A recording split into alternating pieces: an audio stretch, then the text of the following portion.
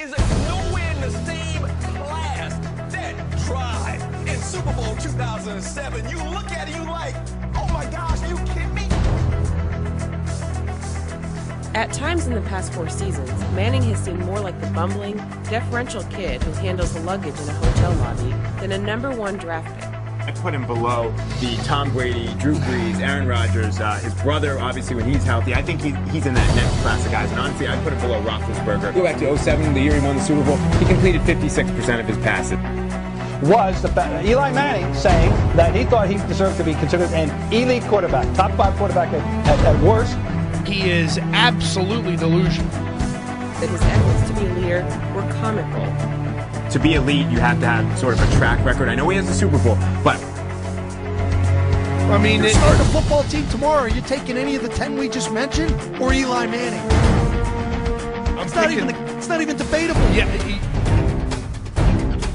Well, you know, I think you're judged as a quarterback based on what you do in the fourth quarter, and if you're going to judge him in big moments and fourth quarter comebacks, you have to say he's, you know, one of the best players in the game right now.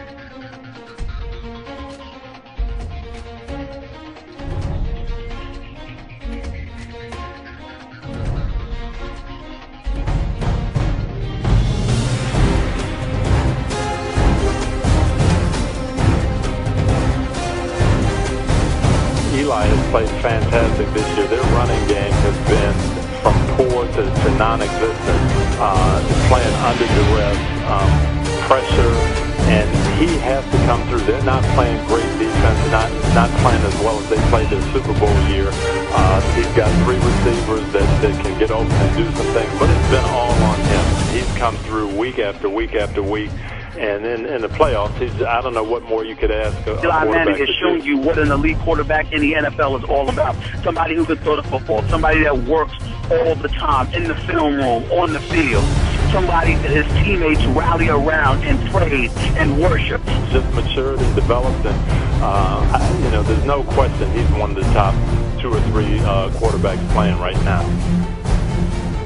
I don't want to hear any more questions about whether or not he's an elite quarterback in this game. Clearly he is. There's nothing to say. There's nothing that can be said for the job that this boy did throughout this season. He passed for nearly 5,000 yards, okay? Play clock at 2. Takes the snap, back to throw. Throws one left. Touchdown Giants. Victor Cruz on the slam. Shotgun set. 3 rushes for 9. Manning back to throw. Ships one to the left of the end zone. Touchdown Giants. Mario Manningham. Rocky said he was going to come up big at some point in this game. It's week 3, and I'm excited for a couple reasons. 1, it's my birthday today. Happy birthday to me. 2, tomorrow I leave for Montreal for my bachelor party. I'm going to get fucked up for sure. Yeah, tonight we're going to Wolves 111 on Wolf Road. If anybody wants to join us, a group of us are going to watch the Giants play Carolina tonight. Watch the G-Men and Eli Manning stomp some people out. I think the video that's opened this video is proving the point that Eli is the man. Okay? I don't think anybody can argue that. 510 yards last week? Yeah, 3 picks, but whatever, dude. A win is a win, and they'll take it how they can get it. And without Eli, I doubt that team would have even had a chance to win. So, I'll take Eli any day of the week.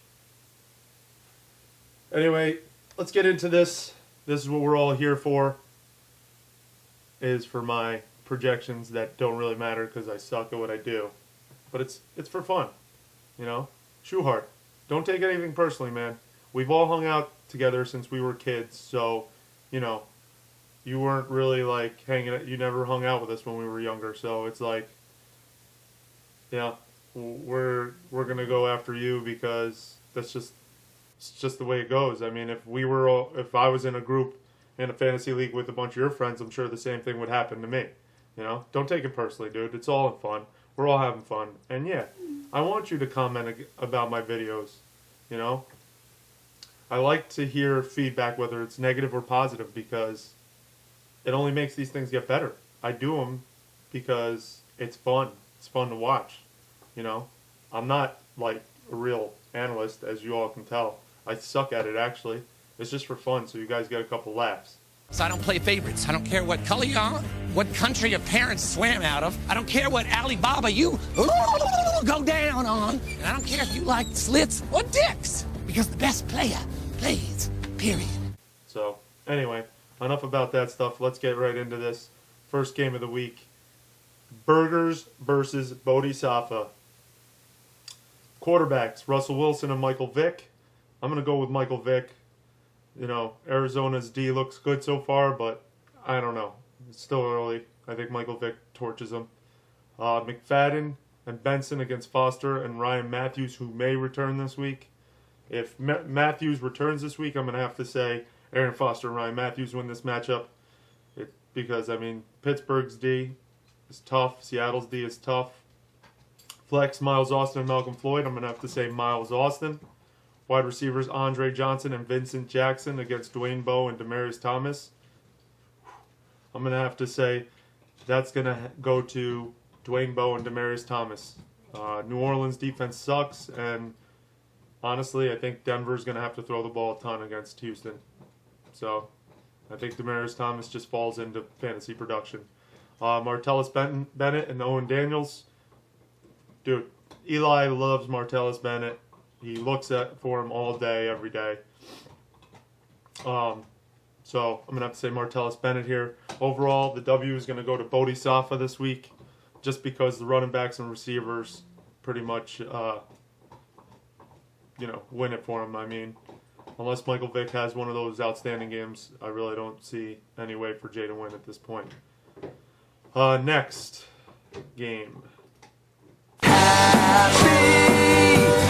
Happy birthday to me.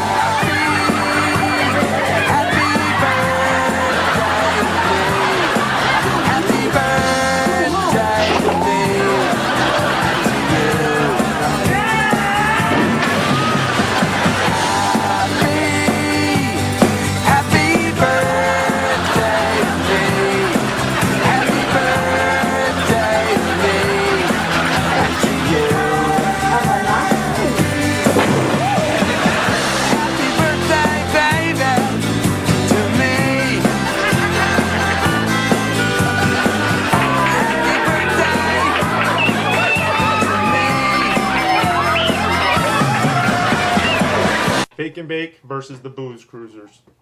Quarterbacks, RG3 and Ryan Fitzpatrick. I'll go with RG3 only because he's playing at home, and he's just been ridiculous through the first two games. 36 points in each. It's just ridiculous. Ryan Fitzpatrick, he'll fall into some points because somehow he does every week. Jamal Charles, CJ Spiller against McCoy and Richardson. I'm going to say McCoy and Richardson. Charles really hasn't done anything. Spiller's just been a beast, but Cleveland's defense has been better than people think. All right, and again, Arizona has obviously had a pretty good D this year so far, but I just think there's too much to handle in Philadelphia, and that's that. Peterson and Doug Martin at the flex. I'm going to say Doug Martin because San Francisco's defense is ridiculous. Does Brian Eric Decker versus Victor Cruz and Brandon Lloyd. Victor Cruz and Brandon Lloyd. Jermaine Gresham and Jimmy Graham. It's pretty simple, Jimmy Graham. I'm going to give the win to Fake and Bake because, again, I don't like to give myself wins. And I could see myself losing this week because Spiller and RG3 are beasts. And, Adrian Peterson's going to get his touches. So, Next game. The Battle of the Old Men again. The wheelchair game.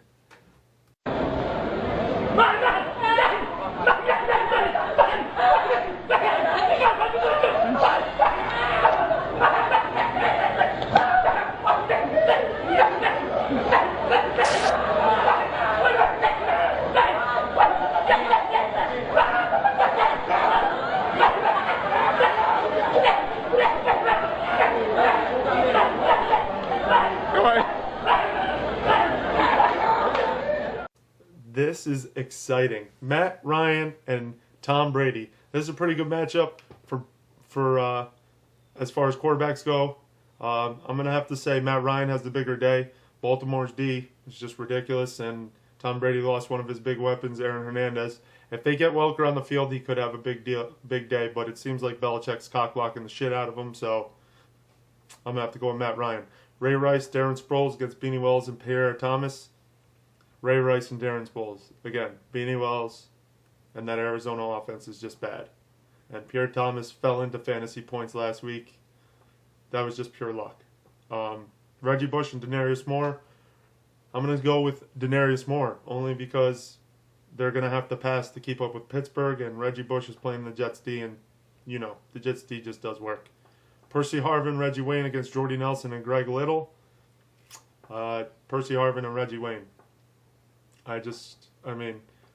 Seattle's defense, again, is nasty, and Greg Little just is okay, I guess. Rob Gronkowski against Jared Cook. Rob Gronkowski. Overall, the win's going to go to Brown Eye. He moves to 3-0. At this point, Brown Eye's just running away with this league, just putting up 125-plus points every week. It's unbelievable. Next game. Gimpin Ain't Easy against What Would Tebow Do? Phillip Rivers and Peyton Manning. I'm going to go with Peyton Manning because he's going to have to throw the ball to keep up with Houston. And Phillip Rivers is playing in Atlanta's D, and Atlanta's D's look really good. DeMarco Murray and Jonathan Dwyer against Peyton Hillis and Steven Jackson. I'm going to have to say DeMarco Murray and Jonathan Dwyer here because, one, Steven Jackson, who knows if he's going to play. Groin injury supposedly, but honestly I think it was because he spiked the ball and got that penalty. He's a good running back. It's just a tough matchup this week, and I don't know what's going on. But Peyton Hillis could have a big day against New Orleans because their defense is doo-doo. Greg Jennings and Leron Robinson.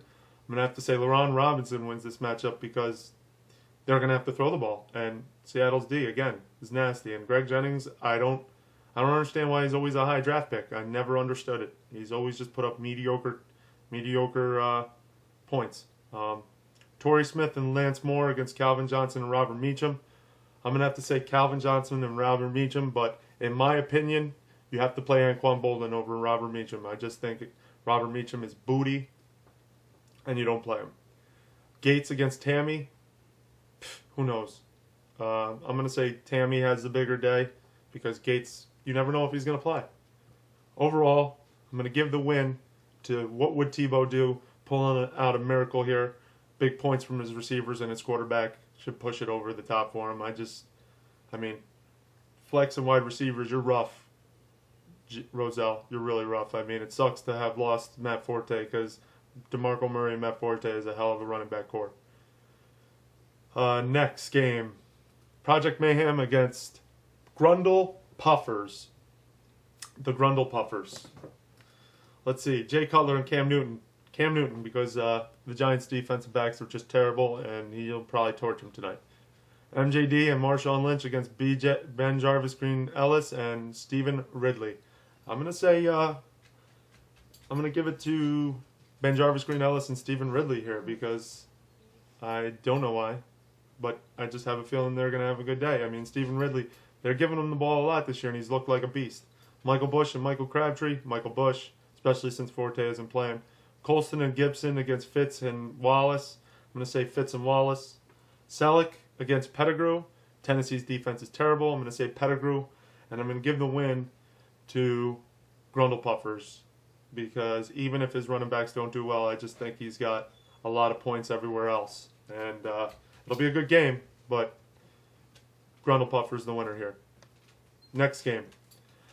The Untouchables versus Shrine Daddy. This is a hell of a game too. Shrine Daddy's 2-0, and Partak's got a ridiculous team at 1-1. I'm gonna go Tony Romo and Matthew Stafford against that weak Tennessee defense. I can see him putting up big numbers, and like I said, I'm really not into anybody on Dallas. They had a great week 1, but who knows? And I honestly think Tampa Bay is going to win that game. Chris Johnson and D'Angelo Williams, both guys look terrible so far against Frank Gore and Sean Green. I'm going to give the edge to Frank Gore and Sean Green. Deshaun Jackson against Kevin Smith. This one's a close matchup. I think Kevin Smith wins because the corners in Arizona are pretty damn good. AJ Green and Julio Jones versus Wes Welker and Steve Smith. AJ Green and Julio Jones.